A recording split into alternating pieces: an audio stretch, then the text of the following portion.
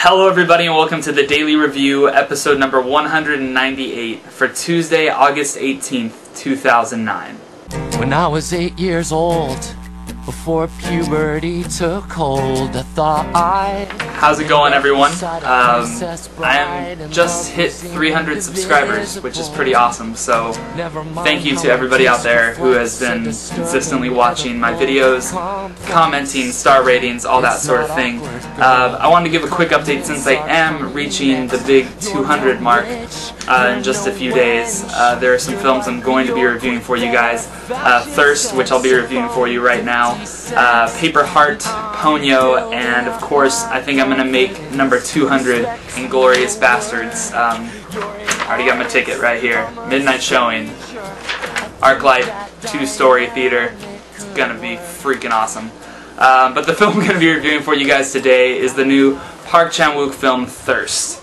As I said, Thirst is written and directed by Park Chan-Wook. He's the person that did the Revenge trilogy of Sympathy for Mr. Vengeance, Lady Vengeance, and Oldboy. I have seen 2 of the 3 of those. I haven't yet seen Sympathy for Mr. Vengeance, but I've heard it's equally insane. And anybody that knows me knows I love Oldboy, like probably my top 20 of all time. That's a bold statement, I know. Thirst is basically the story about this priest who undergoes this medical experiment that's supposed to help kind of cure a virus. All these people have died. It's a very risky experiment. He ends up dying for a brief second. Really quickly, they do a blood transfusion. He comes back to life.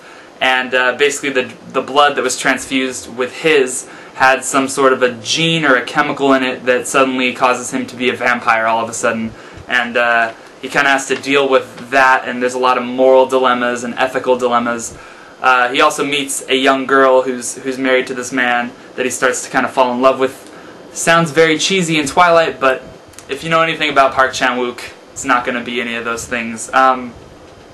Thirst is a pretty graphically violent and sexual film. I wanted to be the first to say that. So if you are super turned off by blood and seeing gross things like cutting of tongues or stabbing people in the neck, that sort of thing, you probably want to steer clear of Thirst because it has all those things. But if you're like me and think if films like that are done well and you love yourself some crazy cinema, you're in for one hell of a ride.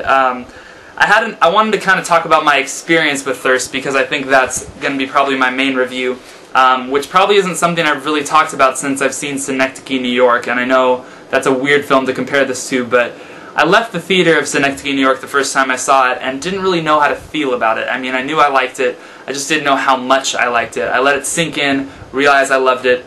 Same thing happened with this film. There's moments in Thirst of absolute brilliance. Like, there were moments where I was staring at the screen like, this is so phenomenal what I'm watching right now.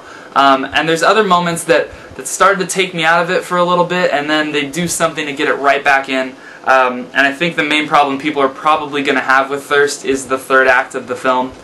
There's a moment in the picture where I thought that it was going to end. I was like, oh, it's over right now. And there's like a whole nother third act, which might turn some people off because the film is 2 hours and 13 minutes.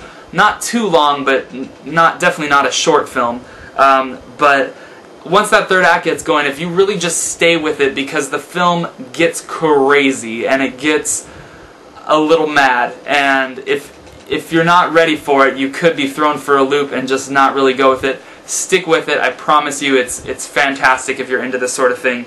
And this movie actually did something that I don't know if I've ever experienced this in a film, but a lot of times, like I'm sure some of you have, when you're watching films, it gets to that final shot where you think it's over, and it has like, maybe there's one shot and you're like, oh, if it ended right now, that would be so perfect.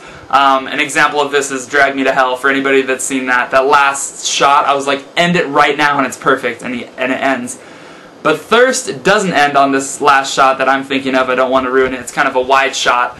But it instead cuts to a close-up, and I'm like, oh. And as soon as it cuts to that, I was like, that is even better and genius and brilliant and says so much without really saying anything.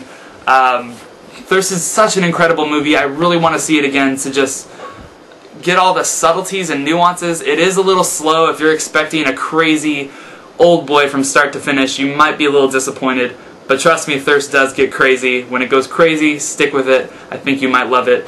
It's one of my favorite movies of the year. I give Thirst a 5 out of 5. I don't know what else to give it because that's all I can think of in my head.